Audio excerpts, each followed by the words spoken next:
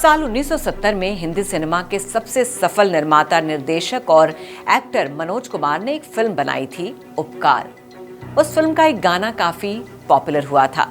कस्मे वादे प्यार वफा सब बातें हैं, बातों का क्या, कोई किसी का नहीं, ये झूठे नाते हैं, नातों का क्या।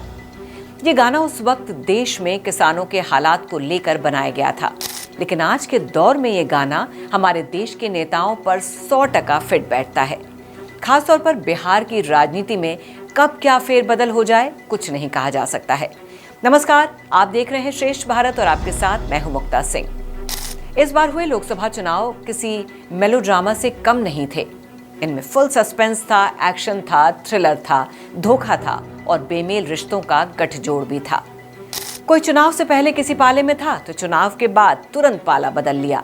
एक दूसरे को सियासत निपटाने, साथ न काम करने की कस्में, कुर्सी की खींचतान को लेकर तमाम कस्में खाई गईं, लेकिन पलक झपकते ही हम साथ साथ हैं वाली पिक्चर रिलीज कर दी गई।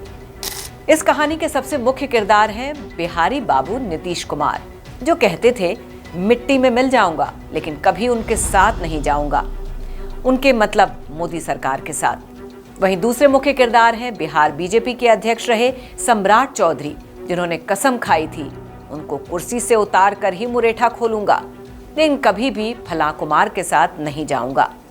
अब फला मतलब तो आप समझ ही गए होंगे, लेकिन देखिए, जनता के सामने मंच पर इतनी बड़ी कस्में वादे करके ये राजनेता खुद मुकर गए। आज नीतीश कुमार मोदी सरकार के साथ भी चले गए और सम्राट चौधरी का मुरेठा भी खुल गया। अब आपको थोड़ा विस्तार से और सिलसिलेवार तरीके से बताते हैं कि कैसे बिहार के नेता अपनी ही जनता को मूर्ख बना रहे हैं और अपनी कुर्सी के लालच में उनका फायदा उठा रहे हैं। सबसे पहले बात बिहार के मुख्यमंत्री नीतीश कुमार की।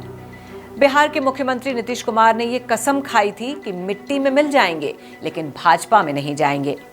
दरअसल 2014 में नरेंद्र मोदी के पीएम उम्मीदवार के रूप में चुने जाने के बाद और 2022 में फिर से आरजेडी के साथ सरकार बनाने के बाद नीतीश कुमार ने भाजपा के साथ न जाने की कसम खाई।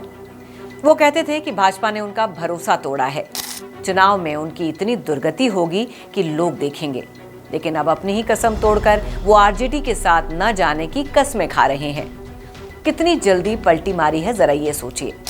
2015 में उन्होंने आरजेडी के साथ मिलकर विधानसभा का चुनाव लड़ा था और बहुमत के साथ महागठबंधन की सरकार बनाई। नीतीश कुमार सीएम बने, लेकिन 2.5 साल के अंदर ही आरजेडी से नाता तोड़कर बीजेपी का दामन थाम लिए। फिर 2020 में भाजपा के साथ मिलकर चुनाव लड़ा, बहुमत के साथ सरकार बनी, लेकिन फिर यहां से भी चचा जी का मोह भंग हो गया और फिर पलटी मारकर आरजेडी के साथ हो लिए। 1.5 साल बाद फिर पलटी मारी और अब वापस बीजेपी के साथ आ गए। यहाँ कब तक टिकेंगे, इसकी गारंटी दुनिया में कोई नहीं दे सकता। हालांकि अपनी सफाई में पलटी मार नीतीश कुमार ये कहते हैं कि आरजेडी में जाना उनकी गलती थी और अब कभी दोबारा ये गलती नहीं दोहराएंगे। चलिए अब बात बिहार के डिप्टी सीएम सम्राट चौधरी की, जिन्होंने सितंबर 2022 में अपनी मां के निधन के बाद ये कसम खाते हुए मुरेठा बांधा था कि जब तक नीतीश कुमार को सीएम की कुर्सी से नहीं उतार देंगे तब तक वो अपना मुरेठा नहीं खोलेंगे। लेकिन अब जरा वक्त की चाल देखिए, 22 महीने में ही उन्हें अपना मुरेठा भी खोलना पड़ा और नीतीश कुमार के साथ शपथ भी लेनी पड़ी।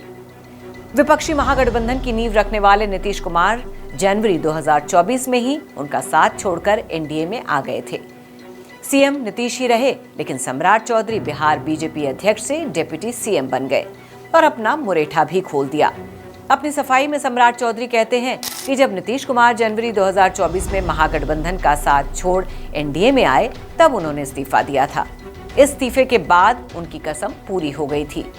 मतलब उन्हें लगता है कि उन्होंने नीतीश को सीएम की कुर्सी से उतार दिया था, तो फिर भाई गठबंधन करके फिर क्यों कुर्सी पर बैठा दिया? खैर, इसका जवाब तो हम सब जानते हैं। मजबूरी ही सही, अगर नीतीश को सीएम पद पर ना बिठाते तो फिर मोदी पीएम पद पर कैसे बैठ पाते।